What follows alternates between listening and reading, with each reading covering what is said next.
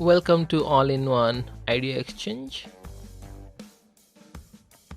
How to embed a YouTube video in PPT and a Google slide. So how to do that? It is very simple and very easy. Just let's start it. Okay, now you can open your PPT and go to Insert and click on Videos and click on Online Video.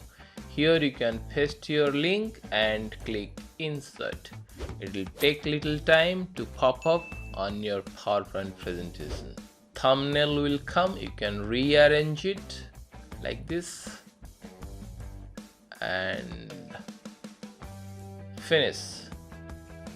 Now you can, if you click here, it will take some time to play on your PPT. Okay, now we'll go to the Google slide. Here the same way, go to Insert and click on Videos. Here it will come directly. You can paste your link there and search it and click the video and select it. It will take little time to pop up and you can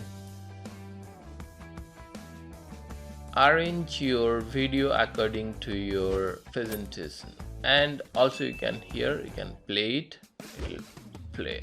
Okay, now you can try in your PPT or Google slide. I hope you enjoy the video. See you in the next one. Thank you. If you like it, give a thumbs up to my video and comment and subscribe please. Thanks for watching.